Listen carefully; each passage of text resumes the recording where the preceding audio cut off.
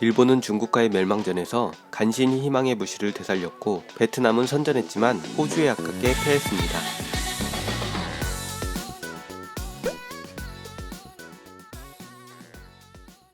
참가국들의 뜨거운 열기 속에 2022 카타르 월드컵 아시아 최종 예선이 2라운드를 마쳤습니다.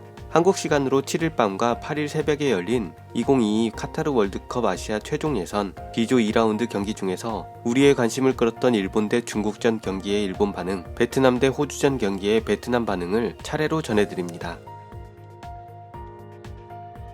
한국 시간으로 8일 자정에 열린 일본과 중국의 경기에서 일본이 중국에게 1대0으로 힘겨운 승리를 거두었습니다.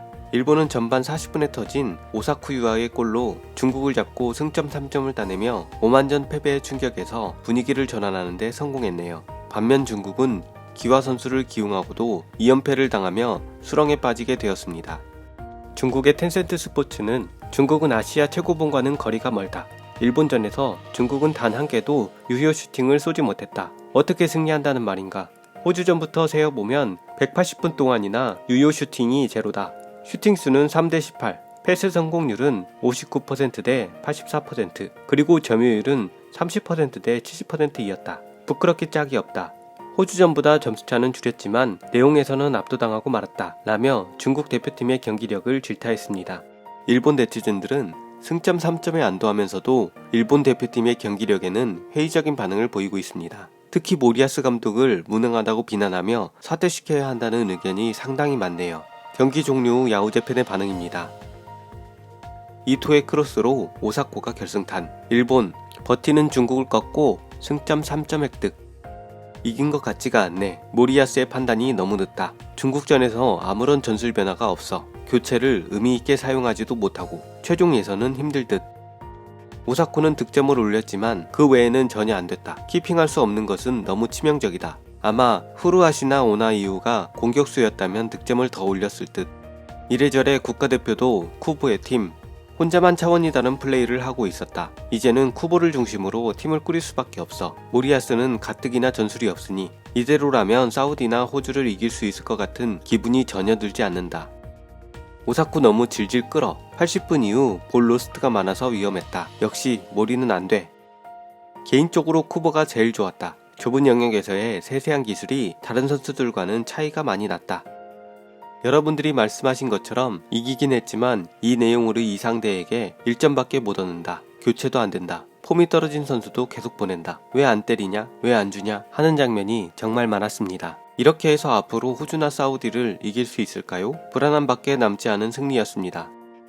왜 이 감독은 교체를 안 할까? 오사쿠는 마지막엔 지쳐서 제대로 뛰지도 못했는데 빨리 오나이유와 교체했어야지. 이런 의미불명이 지휘봉을 잡고 있으니 선수가 다치고 컨디션이 더 안 좋아지는 것이다.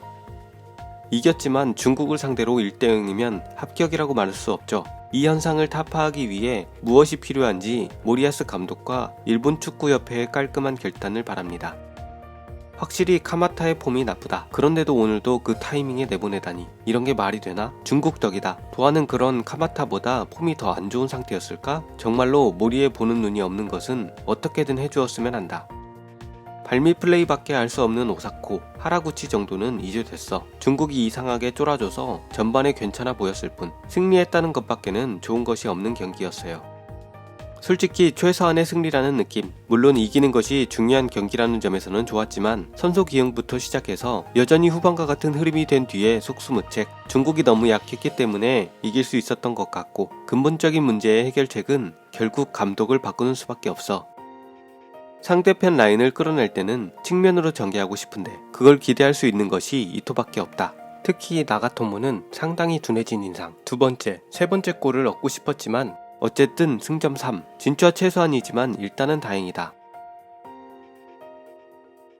한편 한국 시간으로 7일 밤에 열린 베트남과 호주의 경기에선 호주가 베트남에 1대0으로 힘겨운 승리를 거두었습니다. 호주는 2연승으로 B조 선두를 달렸고 베트남은 선전에도 불구하고 2연패를 당하며 중국과 B조 최하위를 다투고 있네요. 박항서 감독이 이끄는 베트남 대표팀은 4-2-3-1 포메이션을 구사한 호주를 상대로 5백 수비로 버티며 역습 작전을 구사했습니다. 특히 전반 28분 베트남 선수의 슈팅이 호주 선수의 팔에 맞는 장면이 아쉬웠네요.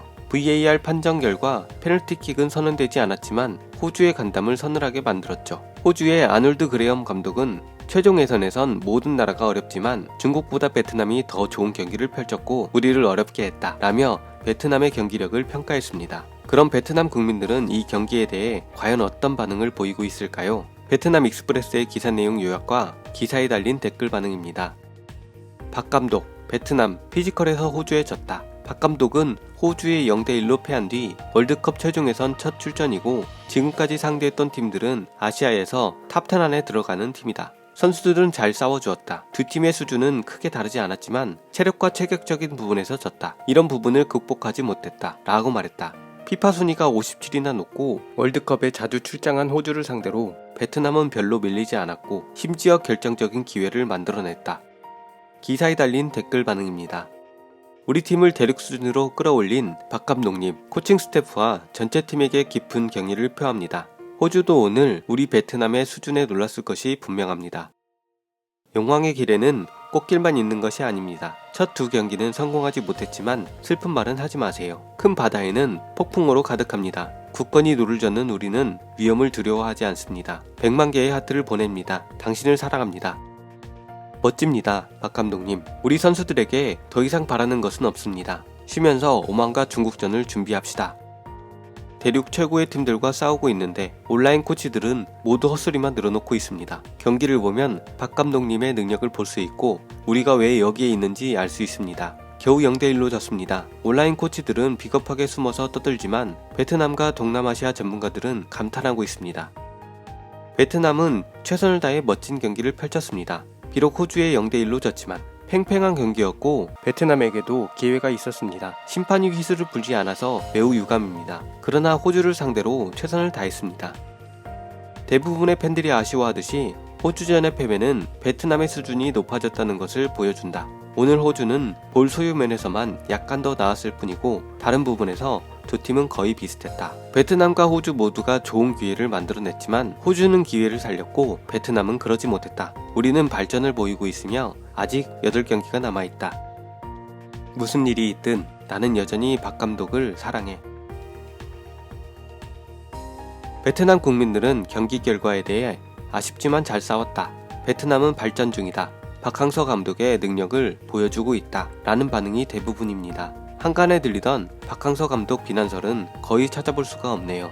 베트남이 공산주의 국가라 믿을 수 없다는 점도 분명히 있고 낙후된 독재 정권 국가라서 때로는 뻔뻔하다 싶을 정도로 한국에게 손을 벌리는 경우가 있지만 일부 부정적인 면만 부각시켜서 이간질하려는 세력이 있는 것도 사실입니다. 타국에서 어렵게 국위선양을 하고 있는 박항서 감독의 성공신화가 외부적인 요인으로 근거 없는 당설에 휘말리는 일은 없기를 바라며 영상을 마치겠습니다. 더 좋은 영상으로 찾아뵙겠습니다. 시청해주셔서 대단히 감사합니다.